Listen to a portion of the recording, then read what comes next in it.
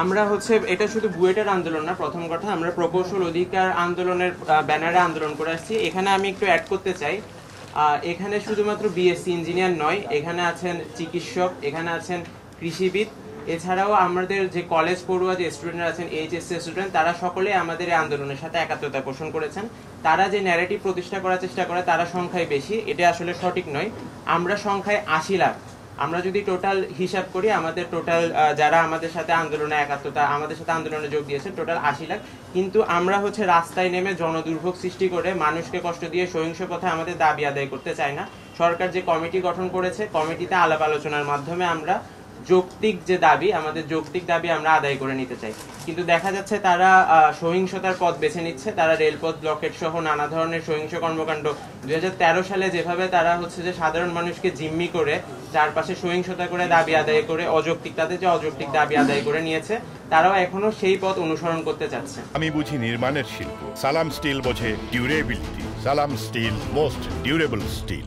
এখানে আমরা আরো কিছু দেখাতে চাই, যেমন ডিপ্লোমাদের নিয়োজিত যে প্রতিনিধি, তিনি সরাসরি এই যে দেখেন, এটা তার ফেসবুক প্রোফাইল থেকে নেওয়া, তিনি সরাসরি হচ্ছে ফেসবুক প্রোফাইলে শেখ হাসিনার ছবি শেয়ার করেন। তিনি হচ্ছে যে বঙ্গবন্ধু ডিপ্লোমা প্রকৌশলী পরিষদের একজন, তিনি সরাসরি একজন দোসর স্বৈরাচারের, এবং তার সবগুলোই তার ফেসবুক প্রোফাইলে আপনারা খুঁজলেই দেখতে পারবেন। এছাড়াও হচ্ছে যে আমরা এখানে আপনাদের কাছে বেশ কিছু ডাটা দিব, যেখানে হচ্ছে দেখানো হচ্ছে যে অ্যাকচুয়ালি কি পরিমাণ বৈষম্য হচ্ছে বিএসসি ইঞ্জিনিয়ারের প্রতি। বিভিন্ন সরকারি বিভিন্ন জায়গায় কিভাবে বিএসসি ইঞ্জিনিয়ারদের কম নিয়োগ দেওয়া হচ্ছে, তাদের নিয়োগের পদ বন্ধ করে দেওয়া হচ্ছে, সিন্ডিকেটের মাধ্যমে কি কি করা হচ্ছে, আমরা এখানে সব কিছু হচ্ছে যে ডাটা আপনাদের কাছে দেখানো হবে।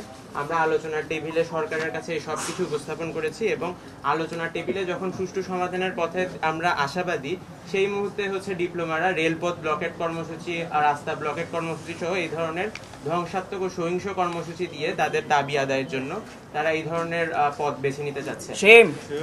আমরা চাই হচ্ছে একটি সুষ্ঠু সমাধান আলোচনার টেবিলের মাধ্যমে, যেখানে সরকার উপদেষ্টাদের সামনে আমরা আমাদের সকল যুক্তি সকল কিছু উপস্থাপন করেছি। আমরা চাই একটি সুষ্ঠু সমাধান, কিন্তু তারা চাই হচ্ছে নৈরাজ্য সৃষ্টি, সহিংসতা এবং সন্ত্রাসী কর্মকাণ্ড।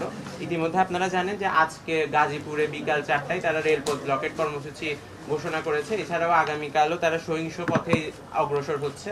আমরা আপনাদের মাধ্যমে দেশবাসীকে আসলে জানাতে চাই যে যারা সহিংসতা ও নৈরাজ্য করে, আপনারা কি তাদের পথ বেছে নেবেন, নাকি হচ্ছে যে আপনারা যেটা হচ্ছে যে আসলে আমরা যেটা চাচ্ছি আলোচনার মাধ্যমে যে যৌক্তিক সমাধান, সেই সমাধানের পথ আপনারা বেছে নেবেন।